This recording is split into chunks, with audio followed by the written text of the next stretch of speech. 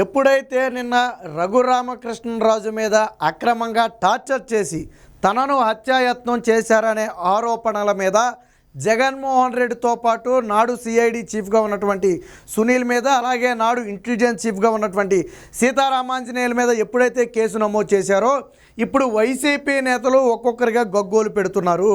అసలు ఈ కేసే అక్రమమని, అక్రమంగా జగన్మోహన్ రెడ్డిని ఇరిగించారని ఏదో ఇష్టం వచ్చినట్టు మాట్లాడుతున్నారు. అది అక్రమమా సక్రమమా అనేది కోర్టులు నిర్ణయించాలి. గతంలో చంద్రబాబు గారు అరెస్ట్ అయినప్పుడు ఏమన్నారు? మీరు నువ్వు నిజాయితీపరుడు అయితే, చిత్తశుద్ధి ఉంటే నిరూపించుకుని బయటకు రా అన్నారు కదా. మరి ఇప్పుడు మీరు కూడా నిజాయితీ పరులే అయితే, నాడు రఘురామకృష్ణరాజు మీద పెట్టింది సరైన కేసే అయితే, నాడు నిజంగానే రఘురామకృష్ణరాజుని మీరు టార్చర్ పెట్టి ఉండకపోతే మీరు కూడా నిరూపించుకుని బయటికి రండి. ఆ రోజు తెలుగుదేశం పార్టీకి వర్తించిన సూత్రం ఈరోజు వైసీపీ పార్టీకి కూడా వర్తించాలా? ఇక ఇటీవల కనుమరుగైపోయినటువంటి ఎవరైతే పొన్నవోలు సుధాకర్ రెడ్డి ఉన్నాడో మరొకసారి తదునమ్మ అని చెప్పి ఎగేసుకుంటూ వచ్చేసాడు. వాస్తవానికి ఓడిపోయిన తర్వాత ఇప్పటివరకు ఎక్కడ బయట కనపడలా. ఆ రోజు వైసీపీ కార్యకర్తలాగా, ఫంక్తు వైసీపీ కార్యకర్తలాగా వ్యవహరించినటువంటి వ్యక్తి విదేశాలకు వెళ్ళి కూడా మనం జగనన్నను గెలిపించుకోవాలా, జగనన్న రాజ్యం రావాలని చెప్పి మాట్లాడినటువంటి వ్యక్తి ఈ మాజీ పొన్నవోలు సుధాకర్ రెడ్డి, మాజీ అడిషనల్ ఏజీగా ఉన్నాడు. ఇప్పుడు ఈయన కూడా ఏం మాట్లాడతాడు? అసలు పోలీసులు ఒక నూతన సాంప్రదాయానికి తెరదీశారట. ఇన్నేళ్ల తర్వాత కేసులు పెట్టకూడదట. మరి ఆ లెక్కన చంద్రబాబు గారి మీద పెట్టినటువంటి కేసు ఎన్ని ఏళ్ల తర్వాత పెట్టారు? చంద్రబాబు గారి మీద స్కిల్ డెవలప్మెంట్ కేసు పెట్టారు కదా, మీరు అధికారంలోకి వచ్చిన మొదటి 6 నెలల్లో పెట్టారా? పెట్టలేదు కదా. 4 ఏళ్ల తర్వాత పెట్టారు. అంటే మీ పాలన ఒక 4 ఏళ్ళు, అంతకుముందు ఒక 2-3 ఏళ్ళు, అంటే మొత్తంగా 6-7 ఏళ్ల తర్వాత చంద్రబాబు గారి మీద స్కిల్ డెవలప్మెంట్ కేసు పెట్టారు. మరి అది తప్పని కోర్టులు చెప్పలేదే. నాడు చంద్రబాబు గారి మీద పెట్టిన కేసు తప్పని కోర్టులు చెప్పలేదే. మరి ఇప్పుడు జగన్మోహన్ రెడ్డి మీద పెట్టిన కేసు మాత్రం ఎందుకు తప్పు అవుద్ది? దీనికి స్పష్టమైన రీజన్ కూడా ఉంది. ఈరోజు తెలుగుదేశం పార్టీ అధికారంలోకి వచ్చిన వెంటనే చర్యలు ప్రారంభించింది. మీలాగా 4 ఏళ్ళు 5 ఏళ్ళు గడిపేసి చర్యలు ప్రారంభించలా. కానీ మీరు 4 ఏళ్ళు ఆగి కరెక్ట్గా ఎన్నికల సమయంలో చంద్రబాబుని లోన పెట్టాలనే ఉద్దేశంతో చేసినటువంటి కుట్ర. సరే, దాని పర్యవసానం అనుభవించారు. చివరికి ప్రతిపక్ష హోదా లేకుండా చాచి ఈడ్చి కొడితే ఎక్కడ మూల కూర్చున్న పరిస్థితి. జగన్మోహన్ రెడ్డి అసెంబ్లీలో ముఖం చూపించలేక రాజీనామా చేద్దామని ఊగుతున్న పరిస్థితి. సరే, కర్మ అనేది ఒకటి ఉంటుంది అనుకోండి, అది వేరే విషయం. ఇప్పుడు అసలు టాపిక్లోకి వస్తే దీని మీద సాక్షికి ఎందుకు ఇంత ఉద్రేకం? సాక్షిలో ఒక వార్త రాశారు. ఏం రాశారు చూడండి.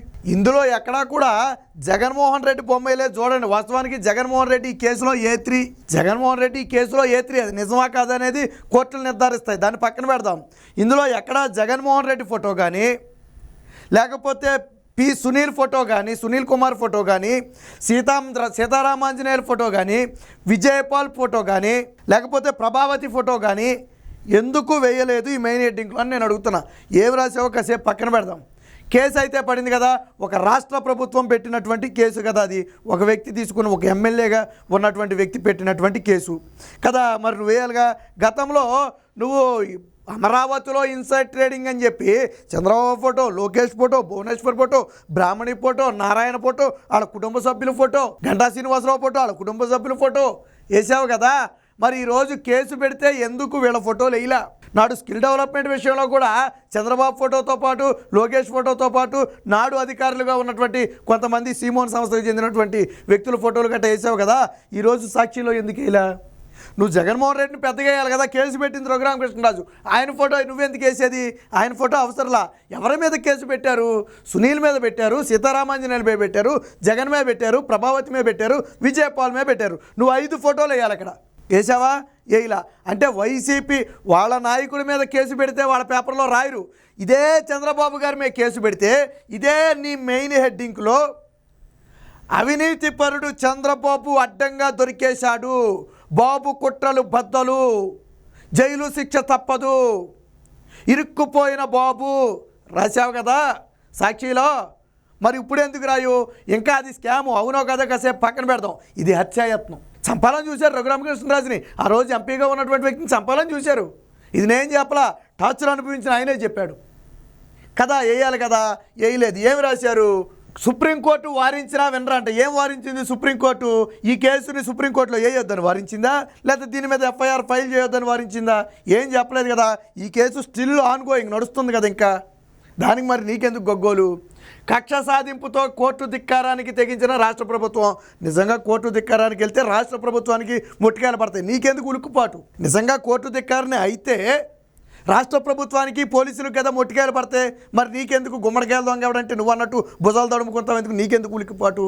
అది వాళ్ళకి తెలియదా? రాష్ట్ర ప్రభుత్వానికి ఆ కేసు పెట్టిన వాళ్ళకి తెలియదా? పోలీసులకి. ఎమ్మెల్యే రఘురామ ఈమెయిల్తో కేసు నమోదు. మీరు వాట్సాప్ మెసేజ్ పెడితే కేసు నమోదు చేశారు. ఇంక ఈయన ఈమెయిల్ చేశాడు. మీరు వాట్సాప్ మెసేజ్ ఫార్వర్డ్ చేస్తే దాని కేసు కింద నమోదు చేశారు. మర్చిపోయినట్టున్నారు చరిత్ర. ఐపీఎస్ సునీల్ కుమార్ పిఎస్ఆర్తో పాటు మాజీ సీఎం జగన్పై కేసులు. గతంలో ఇదే అంశంపై కోర్టును ఆశ్రయించిన రఘురామ ఆయన ఆరోపణలో వాస్తవం లేదని తేల్చిన వైద్య నివేదిక. దాంతో ఆ పిటిషన్ను తోసిపుచ్చిన హైకోర్టు, సుప్రీంకోర్టు. పిటిషన్ ఎక్కడా కొట్టేలా. గతంలో వాస్తవానికి ఇప్పుడు అసలు కథ ఇప్పుడు మొదలైంది. నాడు తప్పుడు నివేదికలతో కోర్టును దొంగదారి పట్టించారు. ప్రభావతి జీజీహెచ్ సూపరింటెండెంట్ ప్రభావతి తప్పుడు నివేదిక ఇచ్చిన తర్వాత కదా ఈయన ఆర్మీ ఆసుపత్రికి వెళ్ళి తెచ్చుకున్నాడు. మరి నిజంగానే కోర్టులు మీతో ఏకీభవించుంటే ఆ రోజు రఘురామకృష్ణరాజుకు బెయిల్ ఎందుకు వచ్చింది? మీరు పెట్టిన రాజద్రోహం కేసులో రఘురామకృష్ణరాజుకు బెయిల్ ఎందుకు వచ్చింది? కోర్టులు మిమ్మల్ని చీకొట్టబట్టే కదా మీరు రాష్ట్ర ప్రభుత్వం తప్పుడు నివేదిక ఇచ్చింది. ఆర్మీ ఆసుపత్రి నివేదికలో గాయాలు ఉన్నాయని భావించి రాష్ట్ర ప్రభుత్వం తప్పుడు కేసు పెట్టిందని భావించి ఆ రోజు రఘురామకృష్ణరాజుకి బెయిల్ ఇచ్చింది కదా. మరి కోర్టులు నిన్ను నమ్మితే రఘురామకృష్ణరాజుకి ఎందుకు బెయిల్ ఇచ్చింది? నిన్ను నమ్మితే రఘురామకృష్ణరాజుకి ఎందుకు ఇచ్చింది బెయిలు? అత్యున్నత న్యాయస్థానం ఆదేశాలను లెక్క చేయకుండా తాజాగా కేసు నమోదు. చంద్రబాబు సర్కారు తీరుపై తీవ్ర విస్మయం వ్యక్తం చేస్తున్న న్యాయ నిపుణులు. ఈడే ఆ న్యాయ నిపుణుడు ఎవడో? పొన్నవోలు సుధాకర్ రెడ్డి. పొన్నవోలు సుధాకర్ రెడ్డి ఆ న్యాయ నిపుణుడు. ఎవడి పొన్నవోలు సుధాకర్ రెడ్డి? ఎవడో జగన్మోహన్ రెడ్డి దగ్గర ఒకప్పుడు జూనియర్ లాయర్ దాకా ఏదో చిన్న చిన్న పనులు చేసుకునేవాడు. ఆ రోజు రాజశేఖర్ రెడ్డి పేరును సిబిఐ ఛార్జ్ షీట్లో పెట్టినటువంటి వాడే ఈ పొన్నవోలు సుధాకర్ రెడ్డి. నాడు తండ్రి పేరును కేసులో ఇరికించినటువంటి ఘనత జగన్మోహన్ రెడ్డిది అయితే ఆ కేసు పెట్టిన లాయరు పొన్నవోలు సుధాకర్ రెడ్డి.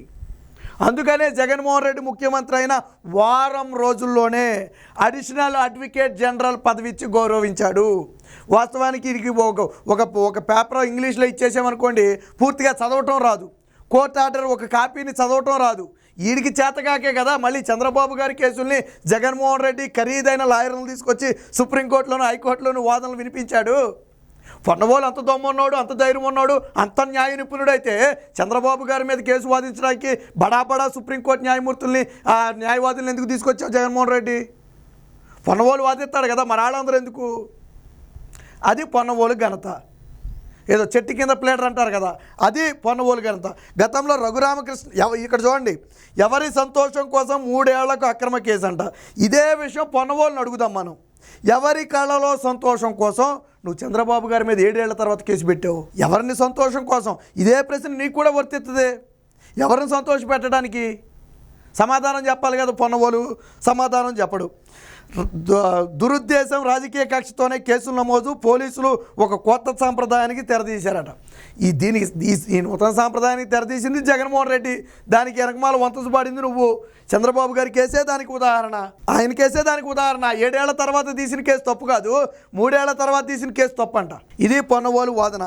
రఘురామకృష్ణరాజు మీద వేధింపులు కూడా చూద్దాం ఒకసారి.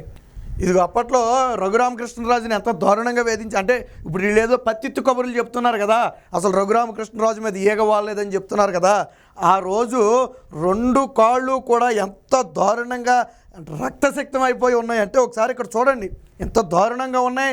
నాడు 2-3 సహాయంతో కానీ ఆయన నడవలేని పరిస్థితిలో ఉన్నాడు. పోనీ ఆయన డ్రామాలు ఆడాడు అనుకుందాం. ఇక్కడ ఎలా ఉన్నాయి కాళ్ళు? ఆర్మీ ఆసుపత్రి ఏం చెప్పింది? కాళ్ళ మీద గాయాలు ఉన్నమాట వాస్తవం. ఆయన లెఫ్ట్ లెగ్గో రైట్ లెగ్గో చిటికిన వేలు కూడా చిట్లిపోయిందని చెప్పి నివేదిక ఇచ్చింది. ఎలా చిట్లింది? రఘురామకృష్ణరాజు చిటికిన వేలు ఎలా చిట్లింది? అవన్నీ పచ్చి గాయాలు అని ఆర్మీ ఆసుపత్రి నివేదికలు ఉన్నాయి. పాత గాయాలు కాదు, పచ్చి గాయాలు అని ఉన్నాయి ఆర్మీ ఆసుపత్రి నివేదికలో. మరి ఎలా వచ్చింది నివేదికలో? మీరు రఘురామకృష్ణరాజుని ఈ పాపం కాదా మిమ్మల్ని వెంటాడింది? ఎలాంటి పాపాలు కదా జగన్మోహన్ రెడ్డికి 11 సీట్లు ఇచ్చి పడుకోబెట్టింది? ఈ పాపాలు కదా. వీళ్ళు కొడుతుంటే వాట్సాప్ వీడియో కాల్ చూశాడంట జగన్మోహన్ రెడ్డి. అందుకే కదా నిన్ను నేత్రిగా పెట్టారు. సైకో అని ఎందుకన్నారు? ఉతినే అనలా. ఇలాంటి చేష్టలు చేసేవాళ్ళని సైకో అంటారు. కేసు పెట్టడమే కాకుండా ఆయన్ను వేధిస్తుంటే, అరికాళ్ళ మీద లాఠీలతో కొడుతుంటే వాట్సాప్ వీడియో కాల్లో చూసి ఆనందించినటువంటి వ్యక్తి జగన్మోహన్ రెడ్డి.